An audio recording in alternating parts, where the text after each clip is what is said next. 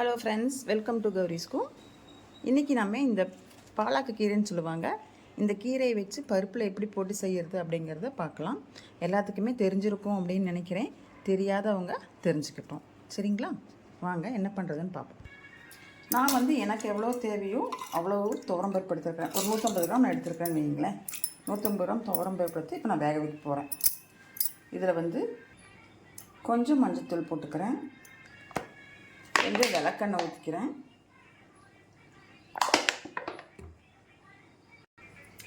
இப்போ இதில் நான் ஒரு 4 தக்காளி போட்டுக்கிறேன். எதுக்கு போடுறேன் அப்படின்னா, இந்த 4 தக்காளி ரசத்துக்கு, பருப்பு வந்ததுக்கப்புறம் ரசத்துக்கு நான் எடுத்துக்குவேன். கொஞ்சம் பிணையருக்கு ஈஸியாக இருக்கும், அதுக்காக. இதில் இதனோண்டு பெருங்காயம் போட்டுக்கிறேன். இப்போ குக்கரை மூடி வச்சு ஒரு 3 விசில் விட்டு எடுப்போம். சாப்பாடு ஆயிட்டுருக்குது.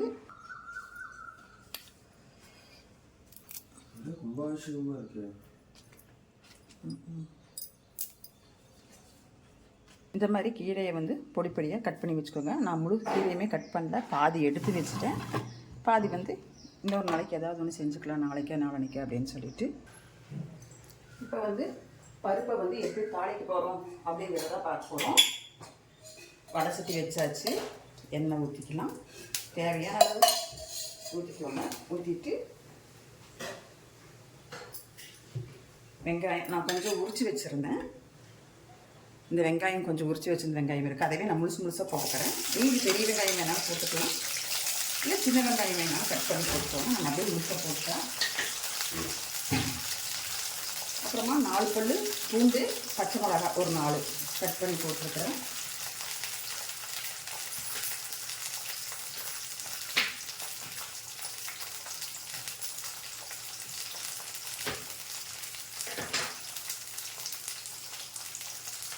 தக்காளி 2 தக்காளி,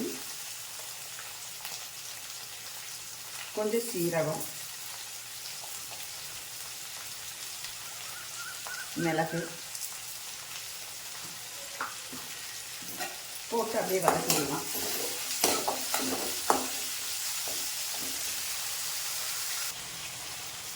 இப்போ வதங்கிடுச்சு நல்லா. இதில் இந்த கீரையும் போட்டுக்கலாம். நல்லா வடிச்சிட்டு இந்த கீரை போட்டு வதக்குது. கொஞ்சம் தண்ணி எல்லாம் புளிஞ்சு போட்டு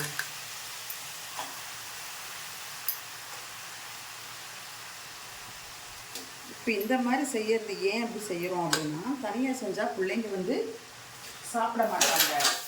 அதனால இப்படி பருப்பு கூட போட்டுட்டோம்னா குழந்தைங்க சாப்பிடுவாங்க.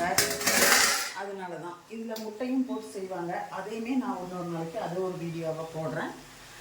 பார்க்கணும் அப்படின்னு நான் சமையல் பண்ணுற அந்த வீடியோவெல்லாம் பார்க்கணுன்னு நினச்சிங்கன்னா என்னோடய சேனலை சப்ஸ்கிரைப் பண்ணி வச்சுட்டு பாருங்கள். இப்போ இது 2 வதக்குவோம். வதக்குனாலே அப்படியே சுருங்கிடும். கீரை பார்த்தா ரொம்ப நிறையா இருக்கிற மாதிரி இருக்கும். சுருங்கிடும் 2 நிமிஷத்தில்.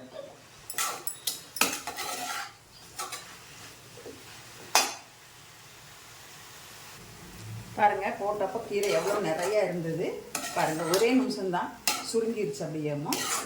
இப்போ இது கூட நாம் அடுத்து என்ன பண்ணுறதுங்கிறத பார்ப்போம்.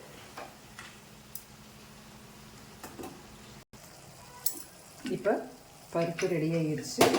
தக்காளி மட்டும் வெளியில் எடுத்துடலாம். தக்காளி வெளியில் எடுத்தாச்சு. பருப்பை ஒரு கடை கடைஞ்சிடலாம். மத்தால பருப்பை ஒரு கடை கடைஞ்சிக்கலாம். பருப்பு கடைஞ்சாச்சு. இப்போ கீரை வெந்துட்டுருக்குது. இப்போ இது கூட இதை ஊற்றிடலாம். ஊற்றி கொஞ்சம் வேகட்டும். இப்போ பருப்பு 2 நிமிஷம் வேகட்டும். பருப்பு கீரை எல்லாம் கலந்துருக்கு இல்லையா, வேகட்டும். உப்பு போட்டிருக்கிறேன். காரம் பார்த்துக்கோங்க, உப்பும் பார்த்துக்கோங்க. இப்போ நமக்கு பருப்பு ரெடி ஆயிடுச்சு. கீரை பருப்பு, அதாவது என்ன கீரை, பாலக்கு கீரையும் பருப்பும் போட்டு செஞ்சு ரெடி ஆயிடுச்சு. இப்போ நம்ம இதையே தாளிச்சுட்டோம். இப்போ கீரையும் பருப்பையும் சேர்ந்து வச்சுருக்கோம் இல்லையா, கீரை பருப்பு தாளிச்சுக்கலாம். எண்ணெய் ஊற்றி கடுகு போட்டு உளுந்தம்பருப்பு போட்டுருக்கிறேன். 2 வரமிளகா, கொஞ்சம் வெங்காயம்,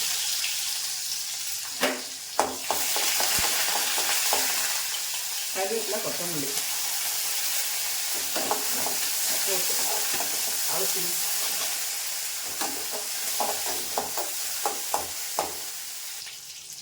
ஒரு 2 சீரகம் போட்டுக்கிறேன்.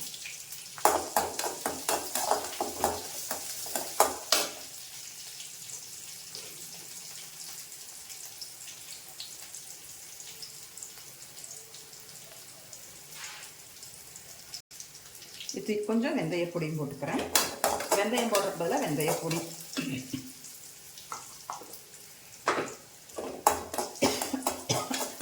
தாளிப்பு ஆயிடுச்சு, எடுத்து கொட்டிடலாம்.